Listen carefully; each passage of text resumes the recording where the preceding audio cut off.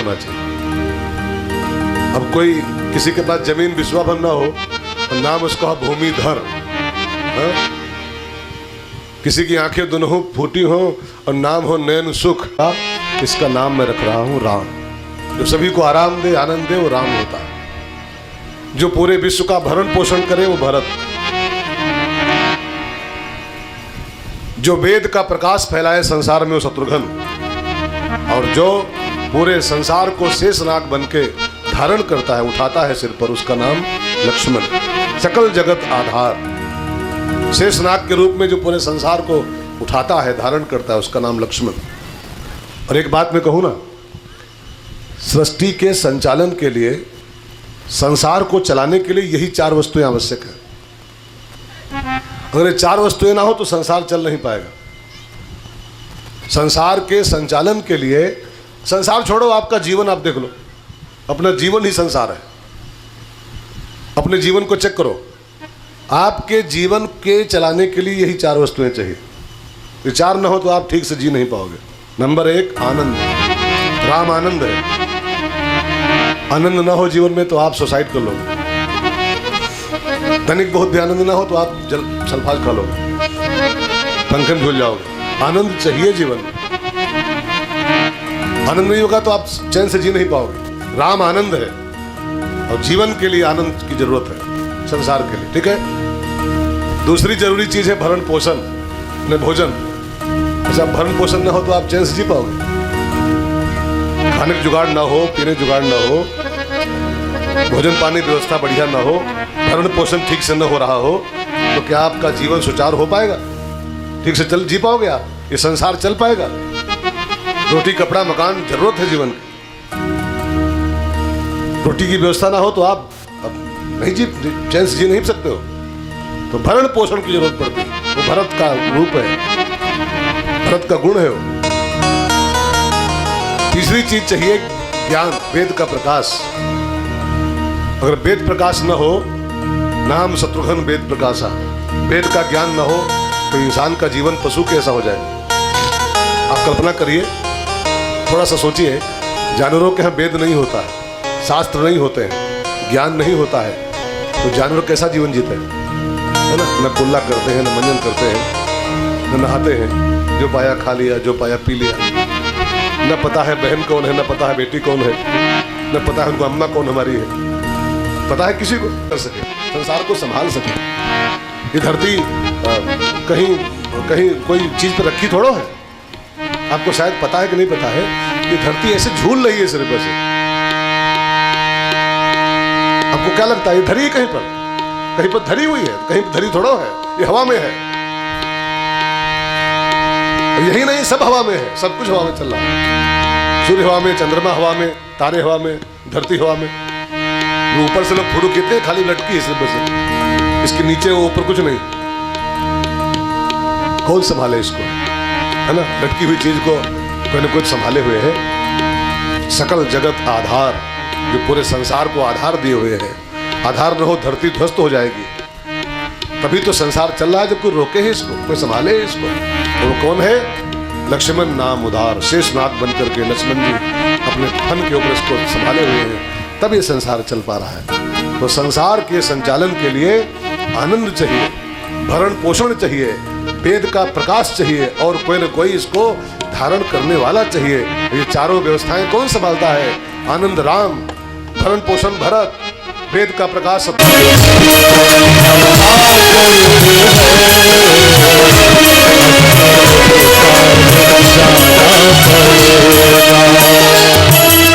गाने में क्या बताने की कोशिश की जा रही? जिंदगी गम का सागर भी है, आनंद का सागर नहीं जीवन है, गम का सागर। तो कभी कभी लगता है कि बड़ी खुशी मिल गई, 2-4 दिन के लिए खा लेंगे, 2 दिन बाद फिर गाज गिर गई कोई ना कोई, फिर समस्या खड़ी। पति पत्नी में 2 दिन निभता है, 2 दिन लगता है बड़ा प्यार है आपस में, और 2 घंटा बाद देखो तो लगता है हाँ अत श्री महाभारत कथा, ये कथा है पुरुषार्थ की। कहाँ गया प्यार? जिंदगी गम का सागर भी है।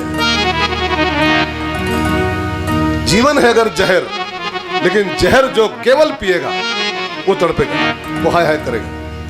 इसी जिंदगी के जहर में, जिंदगी के विष में राम का नाम मिला दो। राम का नाम क्या है? अमृत। अमृत है हरि नाम जगत में, अमृत है हरि नाम जगत में, इसे छोड़ विषय विष पीना क्या, हरि नाम को जीना क्या, हरि नाम को जीना। अमृत है हरि नाम जगत में, अमृत है हरि नाम जगत में, इसे छोड़ विषय विष पीना क्या, हरि नाम को जीना क्या, हरि नाम को जीना क्या, हरि नाम को जीना क्या।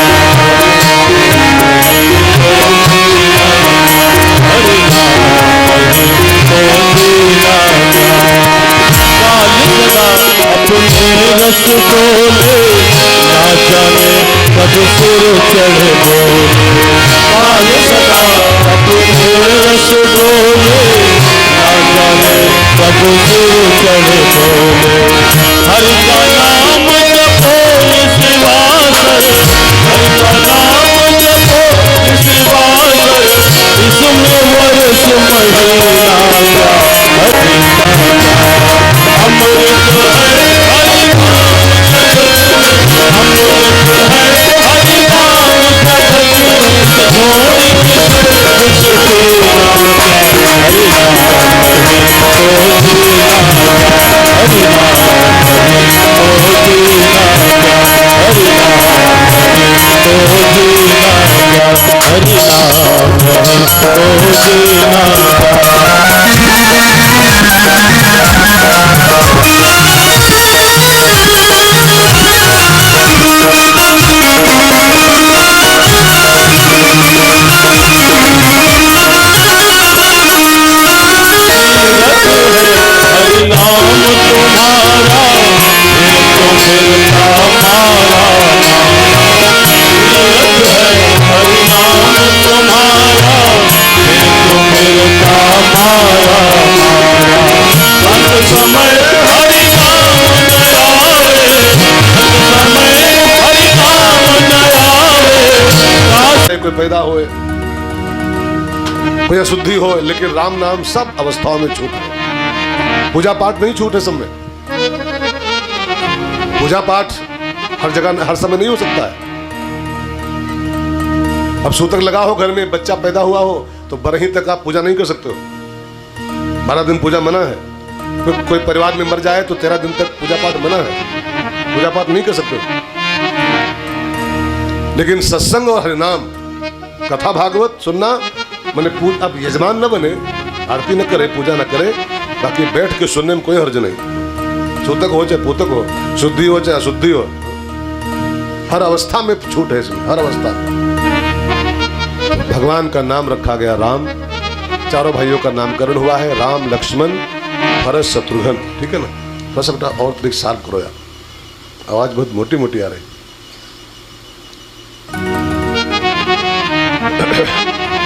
चारों का नामकरण हुआ। फिर गोस्वामी जी कहते हैं, जब राम जी चारों भाई 5 वर्ष के पूरे हुए, 6ठा साल लागू हुआ उनका, तो उनका जनेऊ किया गया, यज्ञोपवीत। जनेऊ के बाद दोनों भाई, चारों भाई अपने गुरु जी के यहाँ पढ़ने गए। वशिष्ठ मुनि के गुरु ग्राह पढ़ने गए,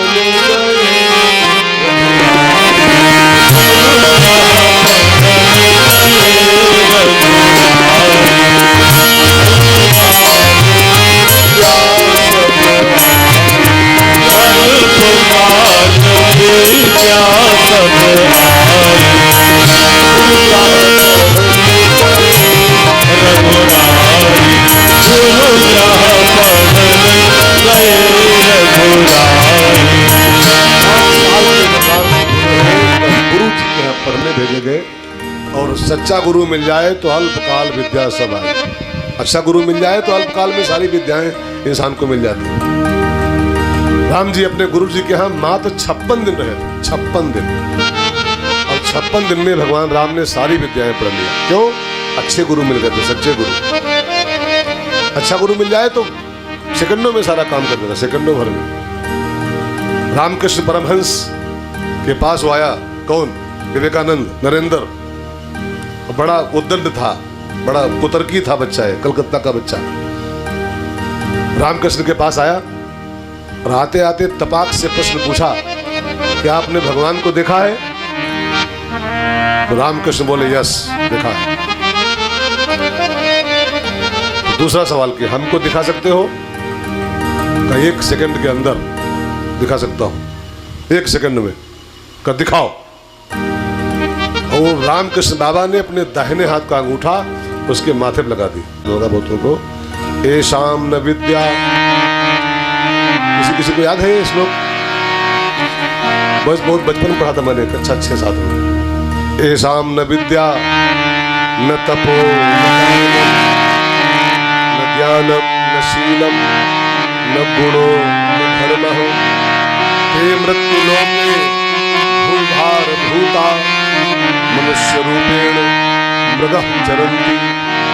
इसका हिंदी अर्थ है कि जिस इंसान के जीवन में 7 वस्तुएं नहीं है, ऐसाम न विद्या न तपो तपस्या न दानम न ज्ञानम न शीलम न गुणो न धर्म।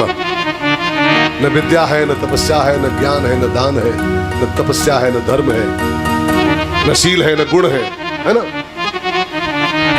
तो लिखा है ते मृत्यु लोके, इस मृत्यु लोक में भूय भार भूता, वे समस्त प्राणी इस धरती के बोझ हैं। भूय भार, भूभार है वो। और मनुष्य रूपेण, मानव के चोले में मृगः चरन्ति। मृगः माने पशु, मानव के चोले में पशु की भांति संसार में जी रहे हैं, जिसके पास 7 वस्तुएं नहीं। विद्या नहीं है, गुण नहीं है, शील नहीं है, धर्म नहीं है, ज्ञान नहीं है, दान नहीं है, वो धरती का बोझ है और वो जीते जी जानवर है, जानवर। अच्छा, एक बात जान लो, ये 7 चीजें मिलती कहां से? जिसको पाने के बाद हम मनुष्य बनते हैं, वो 7 चीजें कहां से मिलती हैं? इन 7 को पाना है तो गुरु ग्राहक पढ़न,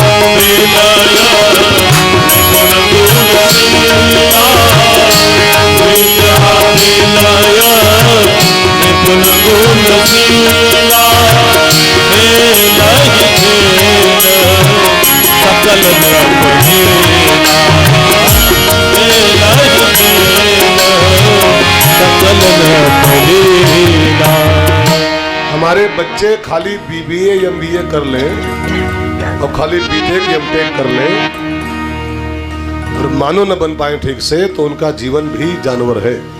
और आजकल के मम्मी पापा इसी में खुश होते हैं और बातें हैं बोले, महाराज जी हमारा बेटा BTech पूरा हो गया, उसका CA पूरा हो गया, MBA पूरा हो गया।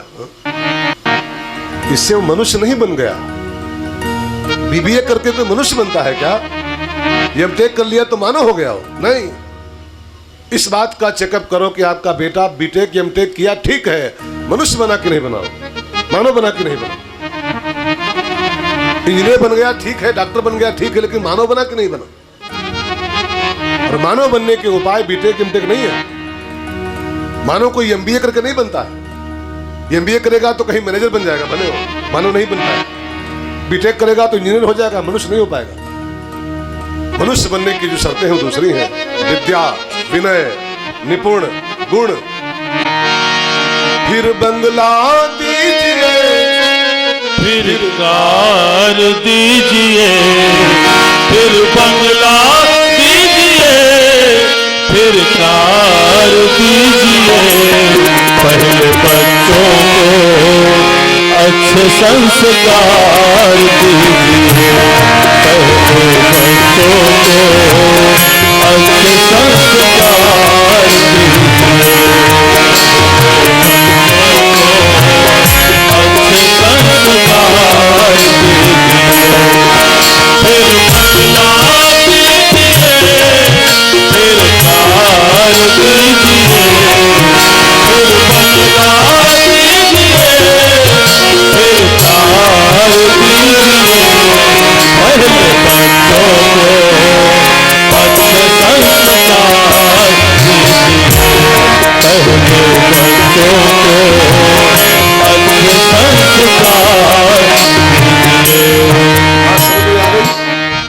बंगला दीजिए। बंगला माने कोठी। और फिर प्रातःकाल। प्रातःकाल माने होता है उसकी टाइमिंग, उसकी समय सीमा है, चाहे जब नहीं प्रातःकाल होता है। प्रातःकाल माने 4 से लेके 5:30 बजे के बीच में, 4 AM to 5:30 AM, ये समय सीमा है उसकी प्रातःकाल। 4 से लेके 5:30 के बीच का जो टाइम होता है इसको बोलते हैं प्रातःकाल, ब्रह्म वेला, ब्रह्म मुहूर्त। और इसमें जो बच्चे उठने का प्रयास करते हैं, कोशिश करना बच्चों, अगर जिंदगी में कुछ पाना चाहते हो तो, कुछ बनना चाहते हो तो कोशिश करो कि 5:30 के पहले पहले आपके पांव बिस्तरा छोड़ चुके हो। अब बिस्तरा छोड़ चुके हो। जो बच्चे 5:30 के बाद बिस्तरा मिलते हैं सवेरे, फिर वो ठीक है, पेट तो पाल लेंगे, बच्चे तो पाल लेंगे, बच्चे तो कुतियों पाल लेते हैं, परिवार तो पाल लेंगे किसी प्रकार से, लेकिन इसके आगे कुछ नहीं कर पाएंगे। बच्चे पालना, परिवार पालना, ये काम तो कुत्ता गधा भी कर लेते हैं। पेट भर लिया, बच्चे पाल लिए, ये काम कौन नहीं कर लेता है जी। अगर यही काम करके जिंदगी खपा दिया कि बच्चे पाल लिए मैंने, बच्चे पाल दिए, बच्चे तो कुत्ता पाल लेता है, बच्चे तो मुर्गी पाल लेती है अपने, बच्चे पाले तो क्या पाले यार, मुर्गी हो क्या कुत्ता हो, मुर्गी तो नहीं हो। चत्वारि तस्य वर्धन्ते आयुर्विद्या यशो बलम्, उसकी आयु बढ़ती है, उसकी विद्या बढ़ती है, उसका यश बढ़ता है और उसका बल बढ़ता है। अगर आप चाहते हो कि आपकी उम्र बढ़े, आपकी विद्या बढ़े, आपका बल बढ़े, आपका यश बढ़े समाज में, तो सवेरे उठ करके अपने से बड़ों को प्रणाम करने का प्रयास करो। जो सामने आ जाए, माता आ जाए, पिता आ जाए, सवेरे उठते उसको पहले प्रणाम करो, ढूंढ के प्रणाम करो। तो राम जी यही करते, तभी कथा उनकी हो रही है। राम जी रोज यही करते थे। प्रातः काल उठ गए रघुनाथ, पिता गुरु नावहि माथा। और फिर गोस्वामी जी कहते हैं राम जी की पढ़ाई पूरी हुई, राम जी घर आए और राम जी की अवस्था हो गई थी 16 साल, 16 वर्ष की। राम जी 16 साल के हुए थे। इसी बीच एक घटना घटी। क्या हुआ? राम जी के जीवन में एक ट्विस्ट आया।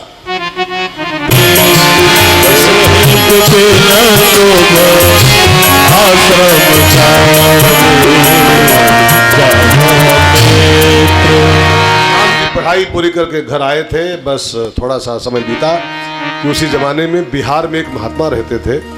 इसी बिहार में एक पड़ता है स्थान बक्सर। बक्सर बिहार में है ना? कहाँ पर है? बिहार में ही ना? तो बक्सर में एक महात्मा जी का आश्रम था, उनका नाम था विश्वामित्र महामुनि ज्ञानी, विश्वामित्र बाबा। वो यज्ञ करते थे वहां पर रहकर, हवन करते थे, जोग जप करते थे। उस समय रावण का आतंक फैला हुआ था और रावण ने अपने सिपाहियों से कह रखा था कि कोई बाबा, कोई पंडित, कोई ऋषि मुनि यज्ञ शुरू करे, हवन शुरू करे, पहुंच जाओ, उसका यज्ञ विध्वंस कर दो, उसका यज्ञ चौपट कर दो। तो बिहार तक रावण का आतंक फैल गया था। रावण के आतंक से खाली यूपी कि बिना हरि के मरेंगे नहीं राक्षस है। और हरि है कहाँ? तो सपने में शंकर जी आए और बताए विश्वामित्र जी इस समय हरि बैकुंठ में नहीं है। तो फिर कहाँ है? कब बगली में बा। तो तुम बिहार में हो, वो यूपी में है, अयोध्या में है, उनका अवतार हो चुका है।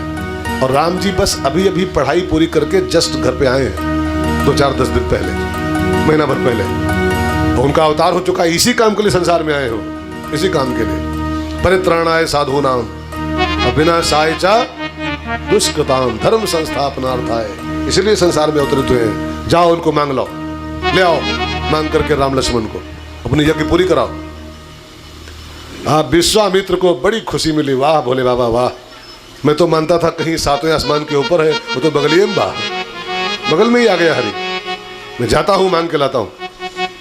अब विश्वामित्र ने यज्ञ पोस्टपोन कर दिया, मैंने कैंसिल नहीं, खत्म नहीं किया यज्ञ, पोस्टपोन कर दिया।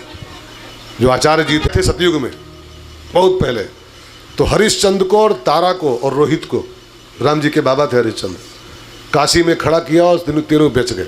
हरिश्चंद्र को बेच दिया, तारा को बेच दिया, रोहित को बेच दिया। दूसरी बार आए, वो वशिष्ठ मुनि से जब पंगा लिया था, तो वशिष्ठ मुनि के 100 लड़के थे, 100 बेचारे सो रहे थे। रात में आए विश्वामित्र जी तलवार लेके, और वशिष्ठ मुनि के 100 बच्चे काट गए, 100 के 100 बच्चे मार गए थे। इतना बैर मानते थे गोस्वामी जी। और तिबारा आ जाए, थर्ड राउंड केवल है बस इनका। सतयुग में आए थे, फिर वशिष्ठ के बच्चे मारने आए थे, और फिर आ जाए। तो दशरथ जी वही पूरा हिल गए कि ये बाबा आया है तो बड़ा खतरनाक बाबा है। ये जब आता है तो भूकंप लाता है। हमसे अजय कह रहा था, महाराज जी अब की जो कुछ और हो गया, पहले आप आए थे तो भूकंप आया था, और अब की आए हो तो जो एक बार और भूकंप आ गया तो फिर लौट के हमारे गांव वाले आपको नहीं बुलाएंगे। ये बाबा जब आता है तब तो कुछ न कुछ खुराफात लेके आता है, भूकंप लेके आता है। फिर अब की तो भाई गनीमत है, 5 दिन बीत गया, कुछ आया तो भाई है नहीं। भगवान 4 दिन निपटाएं तो अगली कथा की डेट पक्की हो। हाँ, अगली कथा डिपेंड करती है ये कथा निपट जाए ठीक से तब। और जब धरती फिर हिली तो अब हम गए काम से, तलपस से गए हम कंप्लीट।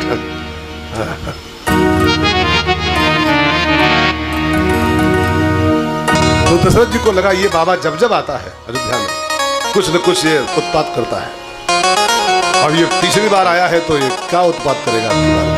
डर तो गए, लेकिन जब द्वारे पर खड़े हैं वशिष्ठ विश्वामित्र मुनि, इतना बड़ा महात्मा द्वारे पर खड़ा है तो स्वागत तो करना ही था। तो स्वामी जी कहते हैं, मुनियागम सुना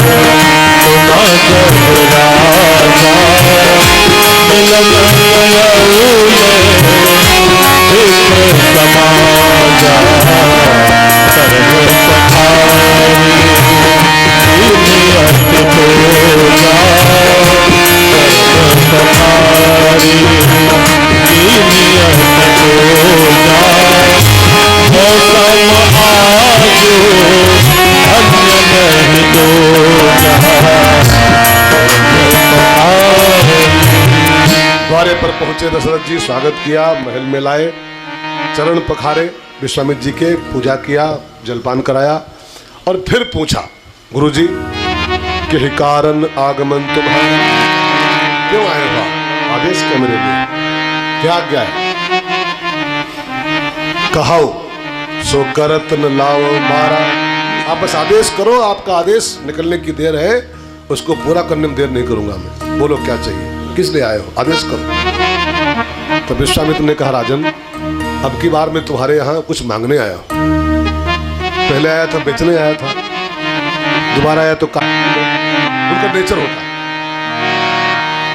लेकिन मुझे एक बात जो कहनी है वो खास बात यह है, उनका जो काम है वो करें। देखो इसको राम कथा मत जोड़िएगा, खाली कथा की बात नहीं कर रहा हूं, समाज में होने वाला हर शुभ काम यज्ञ है, और दुष्टों का स्वभाव है कि अच्छे काम में बाधा करना, ठीक है, विध्वंस करना। लेकिन समाज का जो सज्जन वर्ग है, राम वर्ग,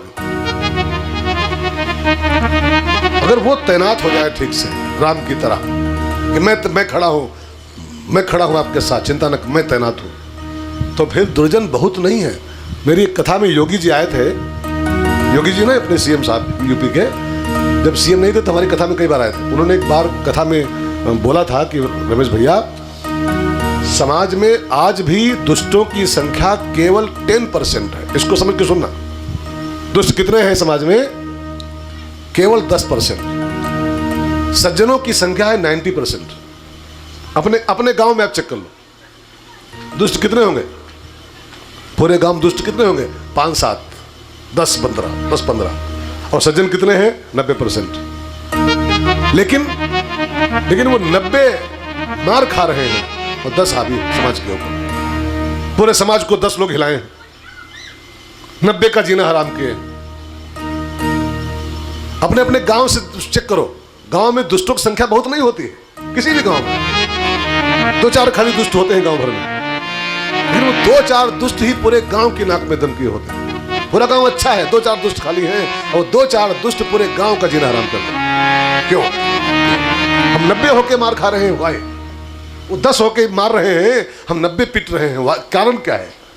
कारण क्या है कि हम 90 राम वर्ग के लोग होने के बाद भी ठीक से तैनात नहीं हो पाए।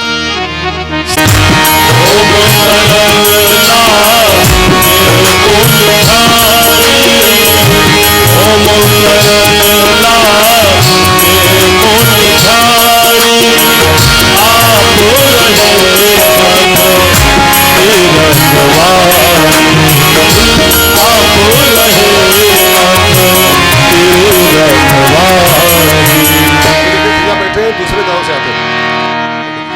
अभी भंडारे की मीटिंग हो रही थी। भंडारा कैसे होगा, इस गांव के नहीं है ये, दूसरे गांव से आते हैं। मैं बोले महाराज जी मैं भी लिखा के आया हूँ कि भंडारे में मेरा भी सहयोग कुछ शामिल किया जाए। होना चाहिए भाव, होना चाहिए। अच्छा काम हो रहा हो, अच्छे काम में समाज के सब अच्छे लोग लग जाए। दुष्टों को छोड़ दो, दुष्ट तो दुष्टई करेंगे, वो तो करेंगे दुष्टई, लेकिन समाज के हर अच्छे आदमी तैनात हो जाए, कोई भी काम रुक नहीं सकता समाज का, सब काम पूरे हो जाएंगे। इतना विशाल भंडारा होने को है, एक एक घर लगे इसमें कि भंडारे मेरा भी ये भाग में दे रहा हूँ।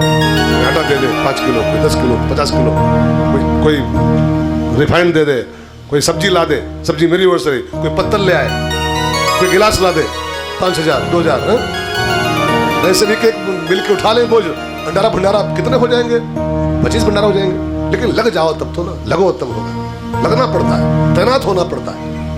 आप रहे मत की रखवाली, ये पूरा हो गया।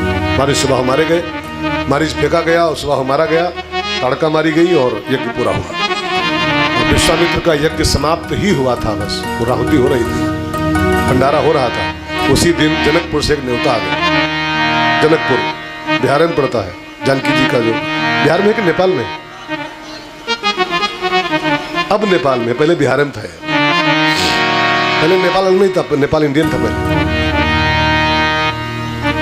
तो अब तो नेपाल में एक और खूब खुराफात चल रही है, वो कह रहा है कि राम जन्मभूमि भी यही है, जाओ। अयोध्या नहीं है हमारे। बिहार से न्योता आ गया, जनकपुर से, बिहार में ही, कि गुरुजी हमारी बेटी की